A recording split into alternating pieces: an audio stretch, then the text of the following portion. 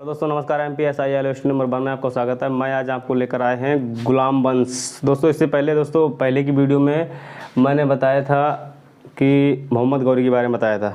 वो दोस्तों पूरी वीडियो दोस्तों पड़ी हुई है, अब उसे आप देख सकते हैं।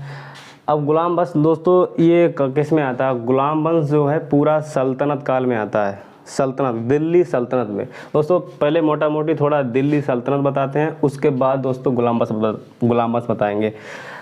तो सबसे पहले गुलाम वंश वो सल्तनत काल, सल्तनत दिल्ली सल्तनत दोस्तों इसका काल कब से कब तक रहा? ये गुलाम वंश रहा मेरा कब से कब तक? 1206 से लेकर 1290 तक। ये कहाँ रहा? ये मेरा क्या रहा? गुलाम वंश 1206 से 90। और ये जो मेरा दिल्ली सल्तनत कब से रहा? 1206 से लेकर 1526 से, लगभग ये दोस्तों 300 साल तक मेरा दिल्ली सल्तनत चला। अब दिल्ली सल्तनत में कितने वंश आए, दिल्ली सल्तनत में कितने वंश आए वो दोस्तों देखते हैं। दिल्ली सल्तनत एक दोस्तों ट्रिक है इसकी, एक ट्रिक है मतलब कि साम्राज्य की ट्रिक। वो इसकी ट्रिक क्या है? इसकी ट्रिक है गुलाब खिले तो सांस लो, गुलाब खिले तो सांस लो। इसके दोस्तों इसके अक्षरों में नाम छिपे हुए हैं। गु से क्या मतलब? गुलाब से क्या? गुलाम वंश। खिल से क्या? खिले से क्या? खिलजी वंश। इसके बाद क्या आया? खिलजी वंश। दोस्तों ये क्रम है बिल्कुल, ये क्या क्रम है? खिलजी वंश। उसके बाद क्या है? फिर ये तुगलक वंश, तुगलक वंश। फिर सांस लो से क्या? सैयद वंश। फिर इससे क्या? लोधी वंश। अब दोस्तों इसके जो है ये गुलाम वंश, खिलजी वंश, तुगलक वंश और सैयद वंश और लोधी वंश, इसमें जो क्या दोस्तों ये शुरू के 4 वंश ये क्या थे? ये मेरे तुर्क थे। इसके जो है जितने भी सरदार सम्राट हुए वो सब क्या थे? तुर्क थे। और ये लोधी वंश, लोधी वंश में क्या था? लोधी वंश ये था एक अफगान। अब इसमें जो है राजा कौन कौन रहे? गुलाम वंश में राजा कौन रहा? पहला राजा खिलजी वंश में, तुगलक वंश में, सैयद वंश में, लोधी वंश में, ये कौन कौन रहे? वो उसकी दोस्तों एक ट्रिक है, राजाओं की ट्रिक, राजा ट्रिक। इसकी दोस्तों ट्रिक क्या है? इसकी जो दोस्तों ट्रिक है, इसकी राजा की ट्रिक क्या है? ये दोस्तों मेरी किसकी ट्रिक थी? वंशों की ट्रिक थी, वंशों की ट्रिक। ये राजा जो राजा रहे उसकी, ऐबक जल गया खिबो से। बिल्कुल दोस्तों आसान ट्रिक है, बिल्कुल ध्यान से देखेंगे तो। ऐबक से मेरा क्या है? ऐबक जल गया तो इससे क्या है? कुतुबुद्दीन ऐबक। इससे क्या है? इससे क्या? जलालुद्दीन।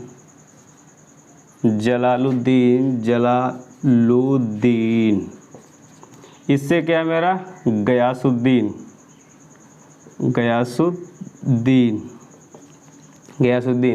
इससे क्या मेरा? खिज्र खां। इससे क्या मेरा? बहलोल लोधी। दोस्तों ये बहलोल लोधी है ना कि ये बकलोल लोधी, मतलब कि लोग पढ़ते हैं ऐसे, मतलब कि कहते हैं, मतलब कि मजाक के हिसाब से कहते हैं बहलोल लोधी, वो बकलोल लोधी, बकलोल नहीं है दोस्तों, ये क्या है? बहलोल लोधी है। अब इनका दोस्तों ये कार्यकाल, ये जो है ऐबक जो था, ऐबक का पहला गुलाम वंश का पहला शासक कौन था? ऐबक। खिलजी वंश का पहला शासक कौन था? जलालुद्दीन। तुगलक वंश का पहला शासक कौन था? गयासुद्दीन। सैयद वंश का पहला शासक कौन था? खिज्र।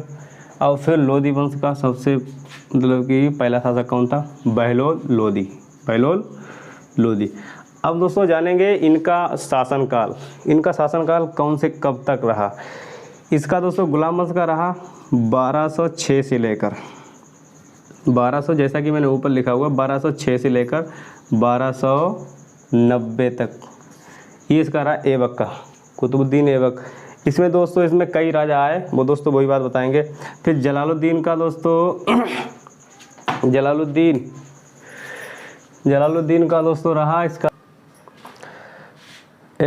कुतुबुद्दीन ऐबक का 1206 से 1290 तक। और जलालुद्दीन का इसका शासन मतलब कि ये खिलजी वंश का कब तक रहा 1290 से 1320 तक, 1290 से 1320 तक। फिर उसके बाद ये तुगलक वंश का कार्यकाल कब तक रहा 1320 से लेकर 1414 तक, 1414 तक। फिर उसके बाद क्या आया सैयद वंश का कार्यकाल कब रहा 1414 से लेकर 1451 तक। उसके बाद लोदी वंश कब आया 1451 से 1526 तक। दोस्तों ये इनका कार्यकाल रहा। ये किसका था, ये ध्यान रखेंगे, ये गुलाम वंश था, ये गुलाम वंश, ये खिलजी वंश और ये कौन सा मेरा तुगलक वंश और ये मेरा कौन सा लोदी वंश था दोस्तों। और ये मेरा क्या चीज़, ये दोस्तों ये मेरा सैयद वंश है, सॉरी दोस्तों ये सैयद वंश। ये मेरा क्या है तुगलक वंश। शुरू के दोस्तों 4 मैंने क्या बताया, शुरू के 4 मेरे तुर्क थे और एक लास्ट वाला क्या था अफगानी था। अब दोस्तों इसका आप चाहें तो स्क्रीनशॉट ले सकते हैं। अब इसके बाद दोस्तों मुझे पढ़ाना क्या है, ये 1206 से 1290 वाला क्या चीज़ गुलाम वंश। इसमें कौन क्या था, किसने क्या किया, वो चीज़ दोस्तों पढ़ाएंगे। उससे आगे की वीडियो में ये चीज़ सब पढ़ाएंगे दोस्तों। आप चाहें स्क्रीनशॉट ले सकते हैं, इसको मिटाएंगे।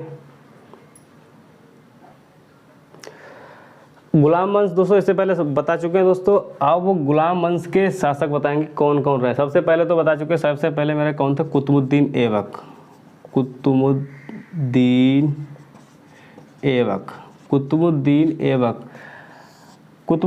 दोस्तों कौन थे पहले जानेंगे। कुतुबुद्दीन ऐबक कौन थे, मोहम्मद गौरी के गुलाम कितने थे, मोहम्मद गौरी के गुलाम थे 3। मोहम्मद गौरी के गुलाम 3 गुलाम थे।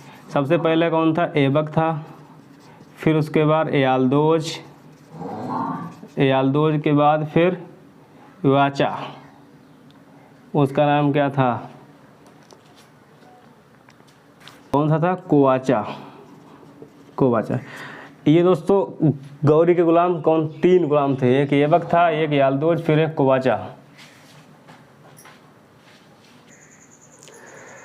गौरी के गुलाम 3 थे दोस्तों। उसमें जो है सबसे पहला कौन था, ये कुतुबुद्दीन ऐबक गौरी के मरने के बाद, जब गौरी मर गया तो इसने शासन किया। शुरुआत कहाँ से 1206 से की शुरुआत, 1206 से इसने शुरुआत की। तब इसमें 1206 से लेकर ये 1210 में क्या हुआ, 1210 में ये तो मर गया। किसमें, चौगान पोलो खेल खेलते समय ये मर गया। वो तो घोड़ों का खेल होता है, चौगान पोलो जिसे बोलते हैं। इसको दोस्तों क्या कहा जाता था, इसका नाम दोस्तों कई नामों से जाना जाता है। ये लाख वक्स मतलब क्या, लाख वक्स मतलब ये था कि लाखों का दान देने वाला। हातिम बोला जाता था। हातिम किस लिए बोला जाता है, क्योंकि ये गरीब लोग मतलब लोगों की मदद करता था, इसलिए इसे हातिम बोला था। इसे कुरान खान बोला जाता था, क्योंकि ये कुरान को जानने वाला था, कुरान इसको अच्छी तरीके से पता, मतलब बुद्धिमान था, कुरान खान बोला जाता था। ऐसे दोस्तों इसके काफ़ी नाम थे। तब ये जो है कुतुबुद्दीन ऐबक जो है 1210 ईस्वी में ये जो है मर गया। फिर इसके बाद इसका शासन किसने संभाला, कुतुबुद्दीन ऐबक के बाद कौन आया, बहराम। अब ये बहराम जो था बहुत ज़्यादा ही मतलब अयोग्य शासक था, अयोग्य। ये पहला हो गया, ये मेरा दूसरा हो गया। बैराम शाह जो था ये अयोग्य शासक था। इसने जो है 1200 करीब 8-9 महीने करीब 1 साल के लगभग इसने शासन किया। 1211 में इसने शासन किया। 1211 से पहले ही शासन किया, 1210 से 1211 के पीछे ही शासन किया। तो जब 1211 ही लिखा जाता है ये दोस्तों, फिर इसका जो है ये कुतुबुद्दीन ऐबक का गुलाम था, उसका नाम था इल्तुतमिश। वो जो है बदाऊं का कौन था? बदाऊं का था एक बदाऊं का गवर्नर था वो। इल्तुतमिश जो है बदाऊं का गवर्नर था। तो वो आया, उसने जो है इसको हटाकर बैराम शाह को हटाकर तो इल्तुतमिश आ गया। इल्तुतमिश आ गया। ये 1211 से चला। ये दोस्तों क्या आराम शाह था, ये बैराम शाह नहीं, आराम शाह। ये बिल्कुल आराम ही करने वाला आराम शाह था। ये 1211 में इसने शासन किया। उसके बाद इल्तुतमिश आया। इल्तुतमिश ने क्या किया? इल्तुतमिश ने इसको जो है हटाकर अपना राज्य स्थापित किया। अपना राज्य मतलब 1211 से लेकर 1236 तक, 1211 से लेकर 1236 तक इसका शासनकाल रहा। तो दोस्तों इसने जो है काफ़ी काम किए। इसने जो है ये कुतुबुद्दीन ऐबक ने कुतुब मीनार बनवाई थी। कुतुब मीनार को पूरा निर्माण नहीं कराया था। पूरा निर्माण किसने कराया था? इल्तुतमिश ने पूरा कराया था। कुतुबुद्दीन ने मतलब बना दी थी, बनाने के बाद इल्तुतमिश ने इसका निर्माण मतलब पूर्ण कराया। मतलब कि इसका कहने का मतलब है कुतुब मीनार दोस्तों है कहाँ पर? ये दोस्तों दिल्ली के महरौली एक जगह है, महरौली, वहाँ पर कुतुब मीनार है। इसका पूर्ण कराया इसने। पूर्ण कराया किसने? इसने कराया। और इसने जो है इल्तुतमिश ने सुल्तान की उपाधि प्राप्त की। सुल्तान की उपाधि प्राप्त की। कहाँ से की थी? ईरान से की थी। ईरान वो होते हैं, उनका नाम क्या, मुस्लिम लोगों में होते हैं खलीफा। जैसे कि खलीफा कोई डिग्री देने वाला, एक मतलब कि प्रोफेसर वगैरह कोई मान लो, उसी हिसाब से खलीफा होते थे। तो वो जो है डिग्री देते थे। वही शपथ ग्रहण का हिसाब किताब रहता है इनका। तो सुल्तान की उपाधि प्राप्त की थी इसने। तो इसमें जो है राजा के गुण वास्तव में थे, मगर इसमें जो है कोई राजा के गुण कोई विशेष नहीं थे। ना तो इसने कोई कुतुबुद्दीन ऐबक ने कोई युद्ध लड़ा, इसने युद्ध भी लड़ा। युद्ध इसने किससे लड़ा था? इल्तुतमिश ने तराइन का तृतीय युद्ध लड़ा यालदोज के साथ। यालदोज दोस्तों कौन था? मैंने बताया यालदोज जो है गौरी के गुलाम थे 3। तो ये तो बिल्कुल बकलोल था, इसे कुछ पता नहीं था कैसा क्या शासन करेंगे, कैसे क्या नहीं करें। यालदोज थोड़ा होशियार था। और इल्तुतमिश को ये बात पता थी कि यालदोज जो है एक बार युद्ध अवश्य करेगा। तो इसका युद्ध दोस्तों कब हुआ था? इसका युद्ध हुआ था दोस्तों 1215 में। 1215 से लेकर 1216 तक चला इसका युद्ध। तो इसमें क्या हुआ? इसमें जो है यही दोस्तों क्या था? तराइन का तृतीय युद्ध। यही जो है तराइन का तृतीय युद्ध था, इल्तुतमिश और यालदोज के मध्य हुआ था। फिर इसके बाद इल्तुतमिश ने 40 सरदार अपने मंत्रिमंडल, 40 सरदारों का एक मंत्रिमंडल बनाया। 40 सरदार को मतलब ये नहीं दोस्तों पंजाबी वाले सरदार, जो मुस्लिम में सरदार होते थे उनको सरदार बोल रहे हैं। 40 सरदारों का मंत्रिमंडल 40 सरदारों का मंत्रिमंडल इसी ने स्टार्ट किया, इल्तुतमिश ने। अब इल्तुतमिश ने एक प्रथा और स्टार्ट की थी कि अगर किसी को न्याय नहीं मिलता था तो वो फ्राइडे के दिन जिस दिन नवाज होती है उस दिन वो लाल कपड़े पहनकर मस्जिद के बाहर खड़ा हो जाए, तब उसको जो है न्याय जरूर दिया जाएगा। ये चीज़ इसने स्टार्ट की थी इल्तुतमिश ने। अब दोस्तों अब इसके बाद जो है इसका बेटा चौथे नंबर पर आया। इसका बेटा जो आया था उसका नाम था रुकनुद्दीन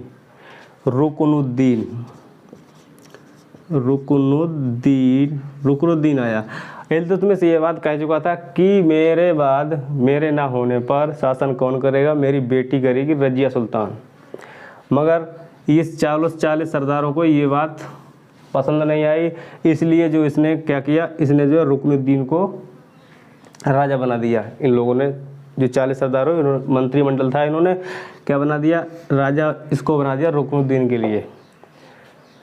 इसको जब रुकनुद्दीन को राजा बना दिया, इसके बाद जब ये रजिया को बात नहीं भाई, तो रजिया ने क्या किया, उसने अपने अब्बा वाली एक उन्होंने बस चलाया था कि अगर न्याय ना मिले तो लाल कपड़े पहनकर मस्जिद के सामने खड़े हो जाना, तब वहाँ न्याय मिल जाएगा। तो उसके बाद इसने तो शासन कोई ज़्यादा विशेष नहीं किया, इसके शासन कोई विशेष नहीं था कुछ दिन। 5वें नंबर कौन आई, रजिया सुल्तान, रजिया नाम लो केवल रजिया। तो रजिया कब आई थी, 1236 से 1240 तक रही, 1240 तक कौन रही थी, रजिया सुल्तान। इसने जो है 4 साल तक इसने शासन किया। 4 साल में उसने कोई विशेष कुछ नहीं कर पाया, ना कोई ज़्यादा। तो इसने जो है जब राजा बन गई, राजा बनने के बाद फिर इसने क्या किया, ये एक पहनावा होता है ईरान का, एक पहनावा होता कि मतलब कि मर्द, मतलब कि आदमी वाला, मतलब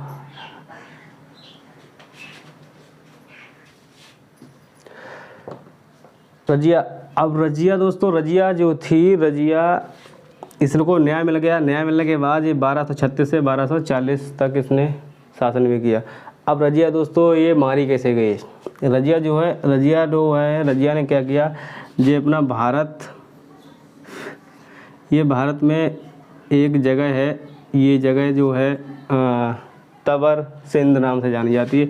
ये तबर सिंध, और यहाँ पर इनके अल्तुनिया का राज शासन था। यहाँ पर अल्तुनिया यहाँ पर अल्तुनिया था, यहाँ पर याकूत था, यहाँ तो अल्तुनिया था। तब इसके पास जो है ज़्यादा, इसमें एक प्रथा चलाई थी, किसने चलाई थी, इल्तुतमिश ने एक प्रथा चलाई थी। इसने सिक्के भी चलाए थे, चांदी के सिक्के चलाए थे, और चांदी का सिक्का के लिए बोला टाका, और तावा का सिक्का चलाया जीतल। ये सिक्के इसने दो प्रकार के सिक्के थे, तावा का जीतल और चांदी का टका। इसने 2 प्रकार के सिक्के चलाए थे। तो इसीलिए दोस्तों इसने सोचा अपने जो काम करने वाले हैं उनके लिए अगर पैसे दिए जाएंगे तो मेरे पास जो है चांदी और जीतल इसकी कमी पड़ेगी। इसने इसके बदले में क्या, एक प्रणाली स्टार्ट की थी, एकता प्रणाली में क्या होता है, जैसे कि भारत में पहले के ज़माने में चलती थी जो एकता प्रणाली, वो थी सामंतवाद किसे कहते हैं दोस्तों, सामंतवाद ऐसा था कि नौकरी करोगे हम उसके बदले तुम्हारे लिए कुछ ज़मीन देंगे, नौकरी करोगे उसके बदले कुछ ज़मीन देंगे। तो इसी प्रणाली को एकता प्रणाली, यही एक प्रकार की एकता प्रणाली थी। वही इसी ने इल्तुतमिश ने किया, एकता प्रणाली चालू की। तो उसमें जो है इसने एकता प्रणाली के जरिए लोगों को ज़मीन, जो इसके काम करने वाले थे, सैनिक वगैरह जो सब थे, इनको लिए गया ज़मीन देता था। वही इसमें अब रजिया जो है इनके पास ज़मीन ज़्यादा हो गई। इसने कहा इतना राज ये सब ये मेरा रहेगा। इसने कहा इसका ये, और जो है याकूत का और रजिया का कुछ मतलब कि घनिष्ठ प्रेम चलता था। तो इसने क्या किया, इसने जो है याकूत ने क्या किया, इसने जो है इससे युद्ध हुआ, किससे, अल्तुनिया और रजिया से युद्ध हुआ। पहला युद्ध हुआ, युद्ध दोस्तों होते होने तब रजिया इस पर भारी पड़ने लगी, अल्तुनिया पर भारी पड़ने लगी। तो युद्ध दोस्तों एक दिन नहीं चलता, एक युद्ध जो कई दिन लगातार चलता रहा। उसके बाद अल्तुनिया जो है रजिया पर भारी पड़ने लगा। तो एक दिन फिर रजिया ने क्या किया, रजिया ने इससे जो है अल्तुनिया से शादी करने का फैसला किया। फैसला करने के बाद तो इसने जो है इससे अल्तुनिया से शादी कर लेने के बाद तब ये 40 सरदारों ने क्या एक अफवाह उड़ाई। इन्होंने कहा अल्तुनिया से मतलब कि माल जा रहा है, मतलब माल का मतलब ये कि सोना चांदी वगैरह अल दुनिया से माल भर कर जा रहा है। तब जो अल्तुनिया के डाकू थे, अल्तुनिया के डाकुओं ने इस पर हमला बोल दिया, अल्तुनिया पर और रजिया पर हमला बोल दिया। हमला बोल देने के बाद ये कैथल में, एक कैथल जगह है,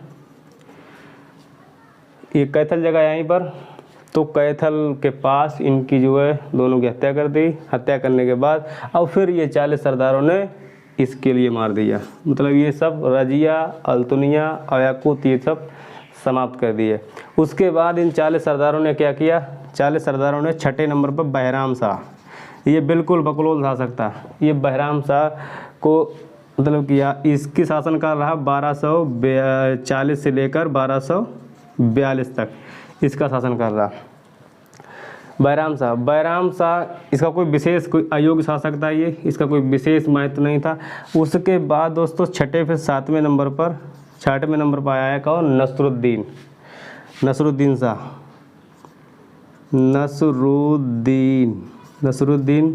नसरुद्दीन शाह। ये रहा दोस्तों 1242 से लेकर 1246 तक, 1246। तो इसी नसरुद्दीन ने क्या किया, इसी नसरुद्दीन ने इन 40 सरदारों में, ये नसरुद्दीन की एक कुछ खासियत थी, ये जो है अपना, ये पहली बात तो मितव्ययी था। मितव्ययी का मतलब होता है, मित मतलब होता है कम और व्ययी मतलब होता है खर्चा करने वाला, मतलब कम खर्च करने वाला राजा था। ये कौन, नसरुद्दीन शाह था। 1242 से 1246 तक इसका शासन कर रहा। मितव्ययी करने वाला, ये जो है अपना जीवन जो है टोपी सीकर जीवन निर्वाह करता था। टोपी सीता था और राजाओं मतलब लोगों को बेचता था। तो इसकी टोपी भी मतलब ज़्यादातर बिकती थी कि ये राजा के हाथ की बनी हुई टोपी है, इस हिसाब से।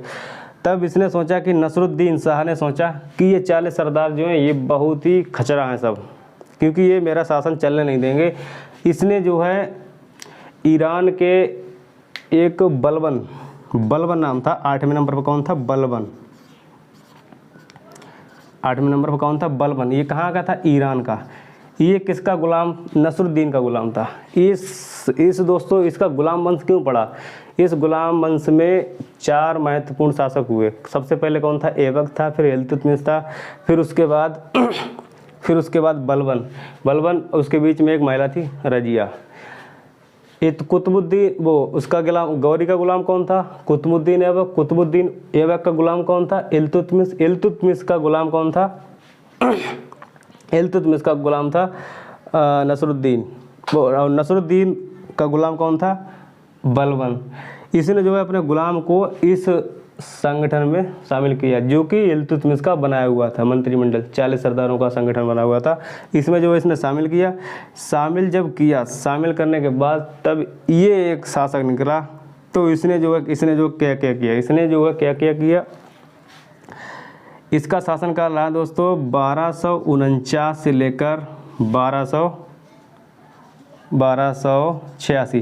दोस्तों इसमें छोटे छोटे शासक और भी बीच में रहे, इसीलिए दोस्तों में गैप दिख रहा है। इसमें 1249 से 1286 तक इसने शासन किया। इसने जो है सबसे पहले दोस्तों क्या किया, 40 सरदारों का मंत्रिमंडल ही ख़त्म किया, क्योंकि इसे भी पता था कि ये लोग जो है ये शासनकाल चलने नहीं देंगे। इसने जो है ये चीज़ ख़त्म किया। इसने जो है नवरोज और पैबोस की एक प्रथा स्टार्ट की। इसने रक्त लहो नीति अपनाई। रक्त लहो नीति का मतलब ये है कि अगर कोई ज़्यादा कोई उड़ेगा तो उसके लिए मैं रक्त लहो की नीति अपनाऊँ, मतलब उसकी गर्दन काट देंगे।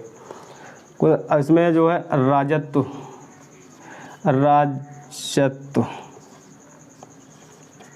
इसलिए राजत्व को ज़्यादा मतलब कि मान्यता दी सबसे ज़्यादा। इस हिसाब से दोस्तों बलबन का शासन रहा। बलबन ने दोस्तों ये कौन सा, एक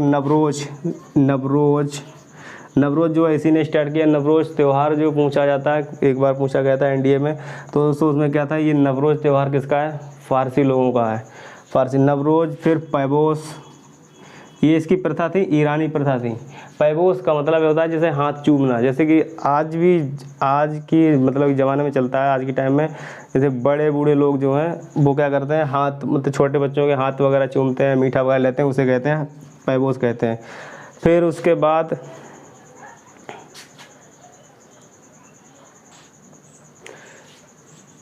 इसने जो एक प्रणाली थी सजदा में दोस्तों क्या होता है, सजदा में क्या होता है, राजा को झुककर सलाम करना। ये चीज़ें ज़्यादा झुककर, खूब ज़्यादा झुककर, मतलब कि ज़्यादा झुककर सम्मान करना। तो ये प्रणाली जो वैसे ये मुस्लिम धर्म में थी नहीं, इसलिए इसने जो है सजदा प्रणाली कि सबसे ज़्यादा सर्वे सर्वा कौन होता है, राजा होता है। तब ये जो 40 जो सरदार थे, 40 सरदारों के मंत्रिमंडल ने इस पर जो है आवाज़ उठाना स्टार्ट किया। आवाज़ उठाना स्टार्ट किया, तब इसने क्या किया, 40 सरदारों का संगठन ही ख़त्म कर दिया। दोस्तों आई होप आपको ये चीज़ समझ में आई होगी। दोस्तों वीडियो को ज़्यादा से ज़्यादा शेयर करें, लाइक शेयर सब्सक्राइब अवश्य करें दोस्तों। Thank you. जय हिंद, जय भारत।